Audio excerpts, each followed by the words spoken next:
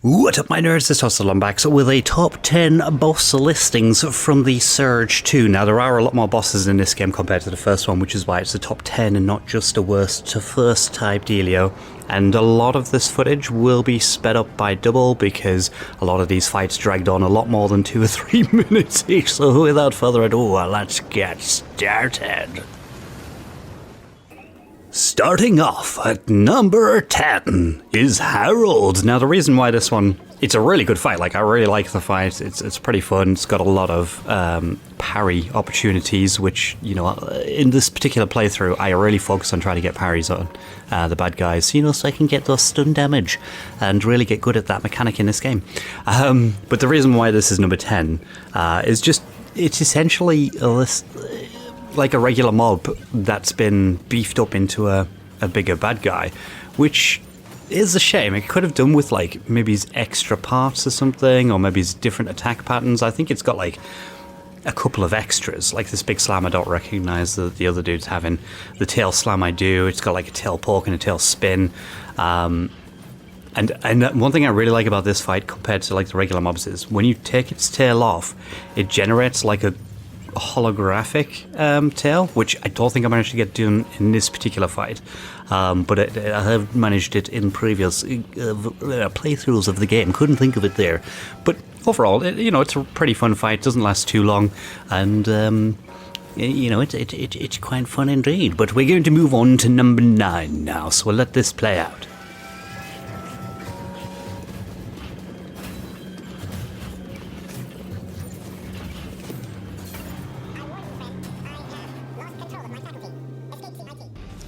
Coming in at number 9, it's Warden Garcia. So this is essentially the first proper boss. Like, there is a boss before this, but it's before you get your Exo-rig suit.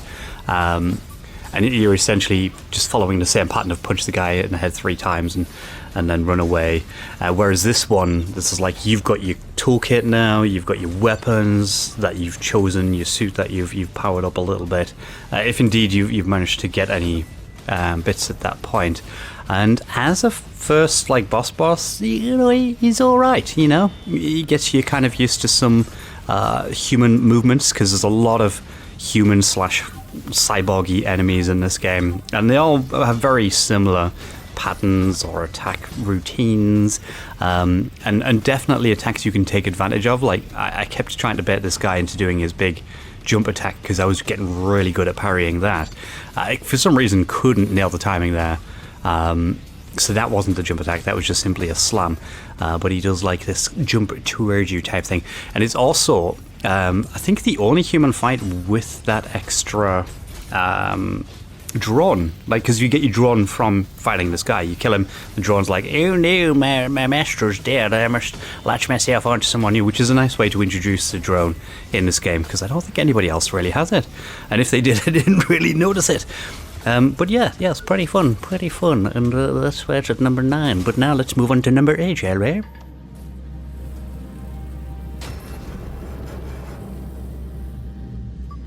Owner killed in action. Assigning drone to nearby police Exo-rig. Number 8, Captain Cervantes. So this is what I would consider like a good halfway boss. You know, this is like of this region or this particular area with the objective that you're doing. You can come across this guy pretty early on or as late as just before the next boss, depending on which order you do the 3 pathways on. I think for this particular playthrough, I actually went straight for Captain Cervantes, and I'm also specifically working on trying to cut off his left leg because I was working on the trophy Swiss Army drone, I think it's called, and one of the 2 drone things I was missing, both of them from bosses, I'll mention the other one further down the line, was chopping off his left leg where his shotgun is holstered, because you get the shotgun attachment to it. Now, this guy is pretty much just like a beefier version of all the other guys you see in the area.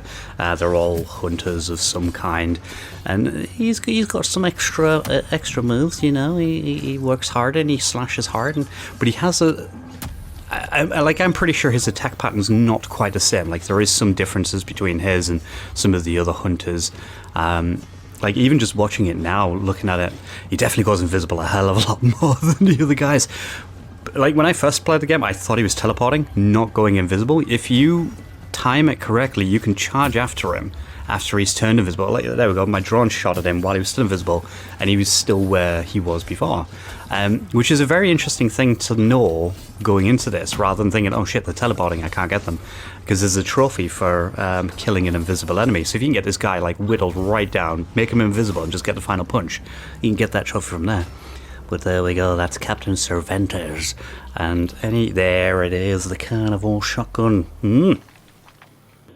Dropping in at number 7 is the second Eli encounter. So I haven't included the first encounter because this fight is pretty much the same thing. Maybe it's with a little extra, and that's why I picked this one over, because he's got like the extra nano beam attacks where some of his attacks can deal more damage, and you got to be a bit more careful. And also the reason why I prefer this fight over the first one is those ads that we had to fight there at the beginning. That is the only time they come into the fight. During the first one, I think he calls them in like 3 times in the fight, like one at a quarter health, one at half health, and one at 3/4 health. And it's just annoying as shit to have to divert your attention. At least with this one, you can get them out the way, and then you can focus purely on Eli for the rest of the fight. And I do like Eli. Like, of all the human enemies in the game, I managed to match his attack patterns for the parry system. Not great, like this footage makes it look like garbage. But yeah, I mean, I learned more of his attacks as a human than any of the others. But it is, at the end of the day, just pretty much a regular human fight with some extra damage that you've got to avoid. And the setting's quite nice for the arena. I do like that.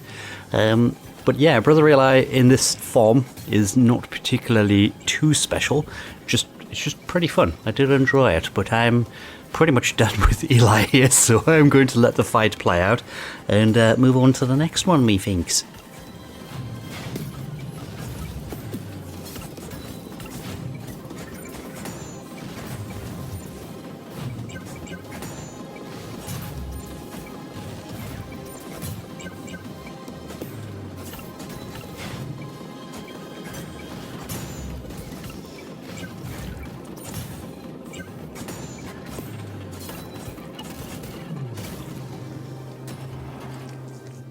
Plowing in at number 6, it's Metal Armor, which isn't the only portion of this fight. I believe it's Major Ezra Shields, if I remember his name correctly, where at first we have to fight this mech suit, which really doesn't do a lot when I think about it. Like, I hated this fight so much in my first, my second, and my third playthrough of the game. But then when it came to doing this particular footage, I was like, right, okay, I'm very well aware of his attack patterns. I know how he moves around. I can probably get through this first portion without too much guff, except getting caught in the flame there. But another reason why I kind of had to look forward to the boss, as it were, was this one is also hiding a drone counterpart, which I didn't immediately realize how to get. I had to look it up and be like, oh shit, that's how I get that, is it? But I mean, yeah, the drone, he's got like the machine gun arm, he's got the flamethrower arm, he can kick. It's almost a bit Paxy, but with some extra weapons like Pax from the first game. And you know, it's kind of cool to have a bit of a nod to the previous generation there, in the same way that we had the Harold fight where it was a nod to that enemy. But this arm here, so this fight went on way longer than it needed to, because I have to destroy, strangely, you destroyed a flamethrower to get the machine gun attachment, which is really weird. Like, after I defeated this, I thought I had to do more damage to it to get the thing out, but it turns out you just destroy this. But it's not easy when you got that flipping Ezra Shields jumping around trying to smack you. I think in the end it was like, attack, attack, attack, run around, attack, attack, attack, run around. Just trying to keep him off me tail. Definitely a healthy dose of stims was needed for this. I think in your first playthrough, unless you got 5 or 6 stims ready to be built up, it's not going to be that easy. Although everyone plays differently, and some people have probably got a more efficient way of dealing with it than I had. So at this point, I'm thinking, ooh, I need to get in there and deal damage to this thing. And it was making the sounds, and I was generating energy by attacking the central unit. So it made me think, oh, I could get this attachment from here. Like, so I attack that, my batteries go up. I'm like, ooh, that's very interesting indeed. I mean, it's a great way to build your batteries up if Ezra Shields has been a bit of a dick. You just got to make sure you avoid that turret on his head. And then I thought, oh, I'm not seeing any numbers, I'm not seeing any meaningful damage here. So I went back to Ezra Shields and finished him off there. Overall, not a bad fight. The human portion of it's pretty fun. I don't mind the breakdown of it. I just wish I'd kind of adapted to the fight a lot quicker the first couple of times I played the game to enjoy it like I do now.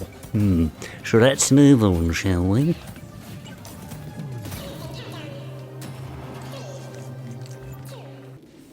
Number 5, and it is Eli and little Johnny's mama, Matriarch Celeste. Now, as much as this is a human fight, it's kind of not a human fight at the same time, as she's flying around on her staff like it's a broom.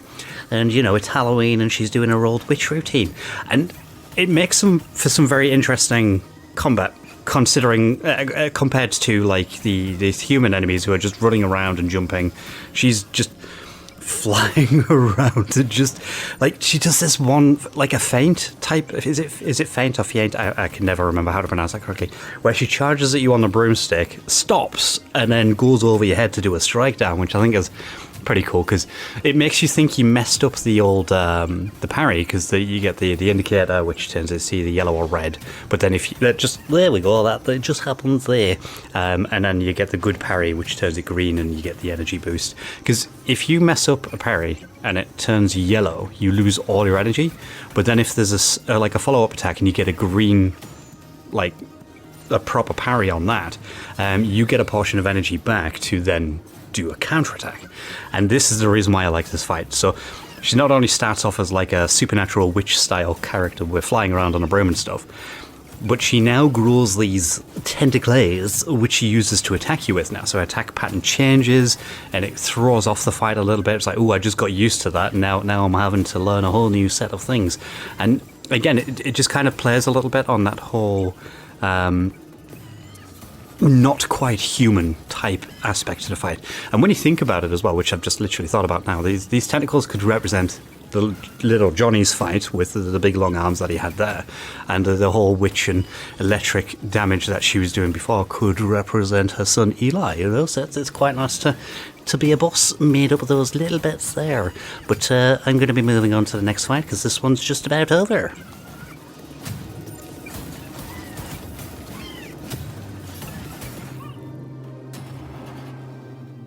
And screaming in at number 4, speak of the devil, it is little Johnny. So this is like, I think the second big boss that we fight, if we're not including that very first one, you know, blah, blah, blah.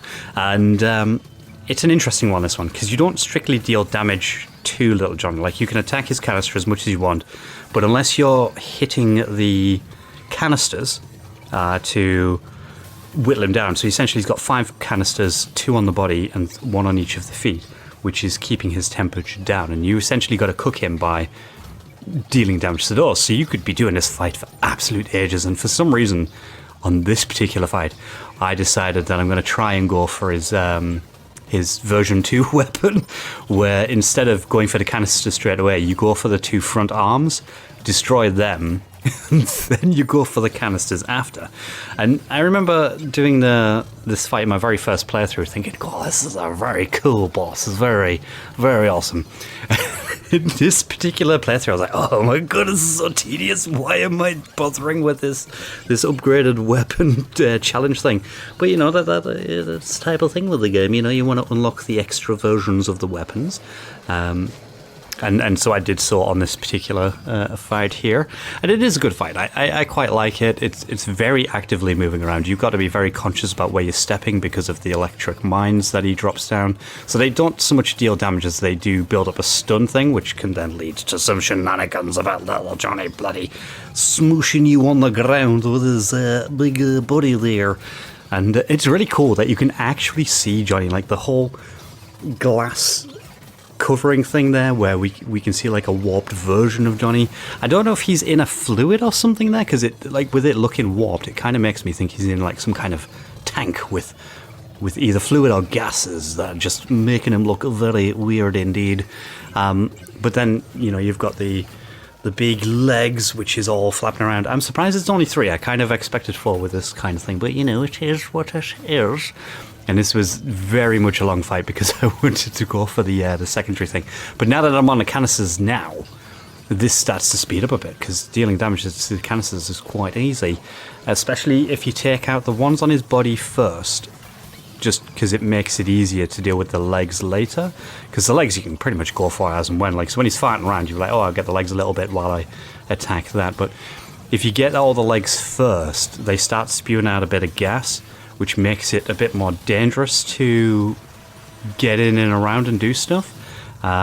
But as you see here, the legs are going to go down pretty quickly. And I'm just going to let the fight play out, because there's not very long of this left, and I'll move on to the next one.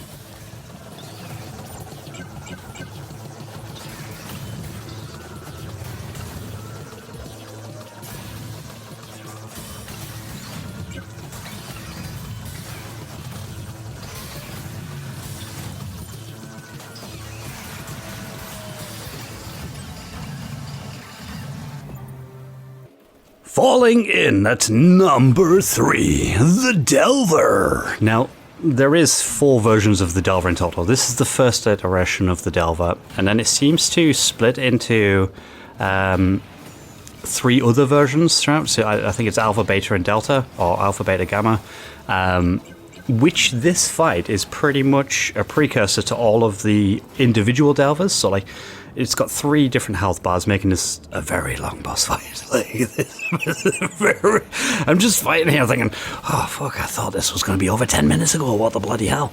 And yeah, so it goes through all 3 different versions of the Delver that we get to fight later on, and you do need all 3 of the others for the trophy. So you need to fight Alpha, Beta, and either Gamma, Delta, whichever one. And I suppose it teaches you, if you're paying attention, the 3 different styles that you have. So you got this kind of walking around style with the up and down out of the ground pop out, and it's not too bad. You can kind of tank it if you fuck up your parries, which I did a lot in this fight. And now we've got the all fours crawling around, and this one I think jumps into the roof and shoots a portion of itself at you, which is a really good place to get some damage dealt to it, because by destroying them it can't rejuvenate its HP. Like, look at his health bar dropping a little bit there, and I think he landed on one before I destroyed it, so that's fine. I don't know. Either that or he takes the damage as he shoots it and then recovers when he picks it up. I don't know, I wasn't paying that much attention. But this was the phase I really hated in my very first playthrough. Like, I hated this. I couldn't figure it out. I was mistiming everything, and I was purely waiting for him to go into the rafters so I could destroy those little bits, and I just kind of survived as best I can. But on this particular playthrough, I decided to persevere with the blocking, and I'm glad I did. Like, I enjoyed the fight a lot more when I was trying to time my blockings, and to get that extra damage on the counter attack, it felt so satisfying with this boss, even though I'm not really building up my battery in this particular phase, because I'm not really getting in and attacking. Now this phase, whoa, this guy can hit hard. So like, each of his limbs is now extra layered up, and you can deal even more damage to each limb. I'm pretty sure there's something I'm supposed to do in this phase to earn the Delver's version 2 of the weapon. I think I need to destroy like the arms, then the legs, and the body or something.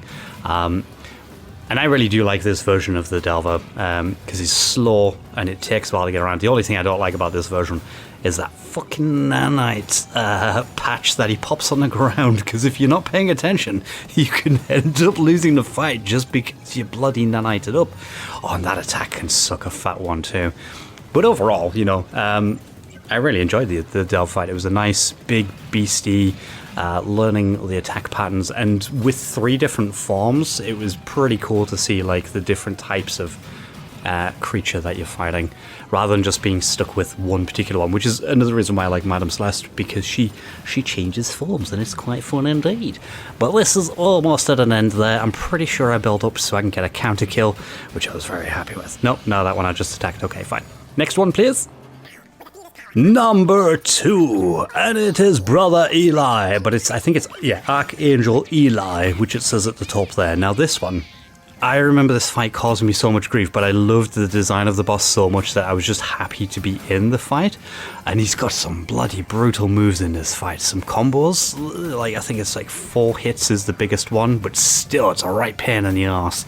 But this one, for some reason, every time I do this fight, I always end up going for like the version 2 of his weapon type, where I've got to break every single piece of his armor, which I think is really cool, because like the others where they change form, like because they've moved into the next phase, he changes form because you are stripping him of the armor. So like every time you break a piece, it turns into like the dark nanites compared to the shining archangel armor that he's wearing. Oh, I love this move as well.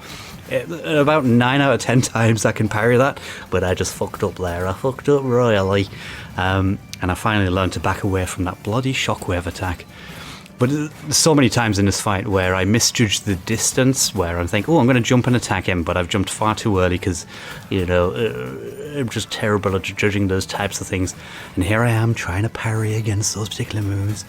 But this armor, like, as much as I enjoyed wearing it where I am wearing it in the fight here, I wasn't keen on its special ability, where I think it's if you get a part kill where you chop someone's part off, you have like a nanite swamp, which really doesn't help in boss fights, but it does have like a secondary skill where you can deal double elemental damage, which really helped chip down some of these tankier enemies with my nanite damage from the claws I'm currently wearing right now. But yeah, I love the fight. I learned a lot of the attack patterns. Oh, you can really see the broken armor on him now. Oh, that's awesome. Did I get the head? I don't know if there's enough HP for me to have broke the leg and the head in this particular fight. I might have fucked up on the V2 here. Who knew? But yeah, I mean, great design, looks awesome. It's very doable if you can get your dodge timings right, which I've never been very good with dodge timings. I've always preferred parry mechanics in these kinds of games. Oh, nice. I know they're pretty much the same thing, just with different, like one gets you out the way, one deflects something. And that's one thing I really like about this game itself, is you don't just parry and that's it with bosses. You have to build up the parries to, oh, there it is. He's lost all his armor now. Well, that's awesome. Kind of looks like a bit of a Halloween skeletal kind of costume there, which is pretty awesome. But yeah, you can't just like parry once and that's it. You've got to parry a few times before they get stunned. And that's one of the things that's always drawn me to these Surge games is that mechanic in itself, which playing a game quite recently, I think it was Atlas Fallen, where they have pretty much the same mechanic, and it works just as well in there too. But now it's time to move on to number 1.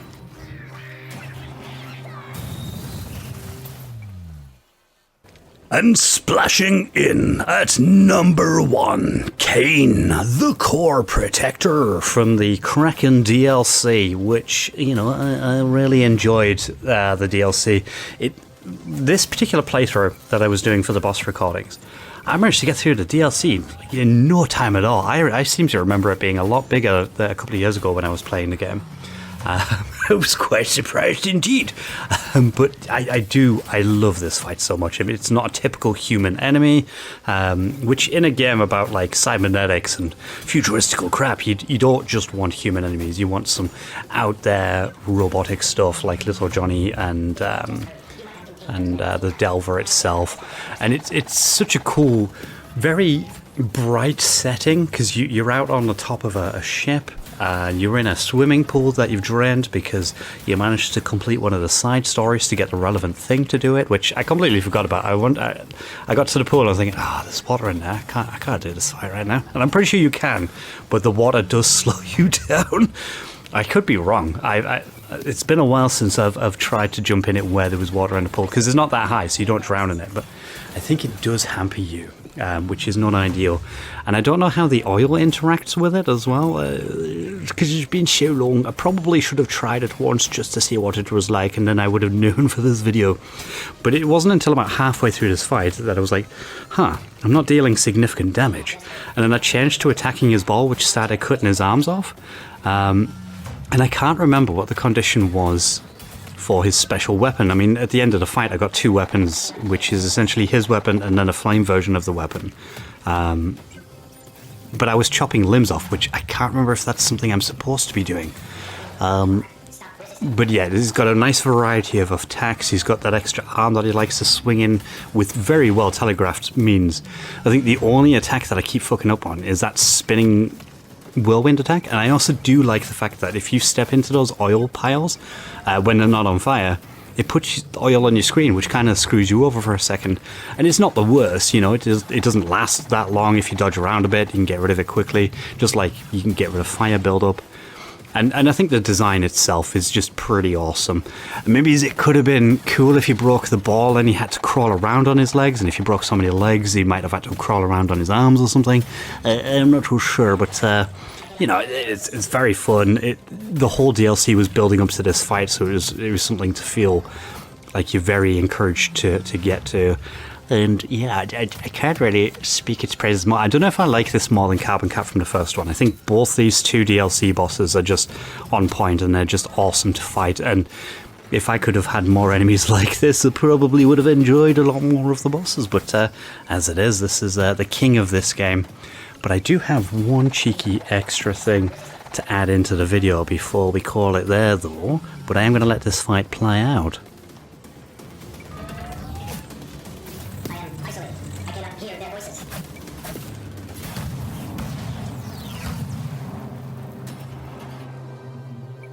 Freedom means having a choice. Sydney never understood. Without free will, we are nothing. Cheeky bonus little thing here, and it's not so much a boss, although it is a part of the boss. So this is Little Johnny's head in a tank when you get to the cathedral and you can drain the tank, and it even plays a little Johnny's offline section there, and I think it's just a really nice addition to have in the game, because like, you've beat him for a second time. And we just got the final judgment of Eli here for the last section of the video there. I have thoroughly enjoyed my playthrough. I think I'm on either my 3rd or 4th particular playthrough for this particular video, and it's just been a blast. It's been really fun playing through again, reliving some of the frustrations, getting past some of those frustrations, and actually enjoying parts of those games I didn't like originally. Definitely one of my all-time favorites of this genre of game, you know, the whole Souls-like, which I feel like we need a better name for it. We really do. Although, you know, we still get Doom clones being thrown around there, so, you know, who am I to judge or thing? And I definitely would love to see a 3rd game in this. Maybe it's even in a world that's been ravaged by the nanites, and they don't call it Surge, but they call it something else, but it ties heavily in to the Surge, because I've been thinking about this a lot. Like, if I could design a game, that's how I would play it. But, you know, I'm not in a position to be designing games. I can barely play them as it is. But yes, thank you very much for watching this one. I really appreciate it. Whatever it is that you're doing and wherever it is that you are, I hope that you have a great time. And I shall see you in the next one. Bye.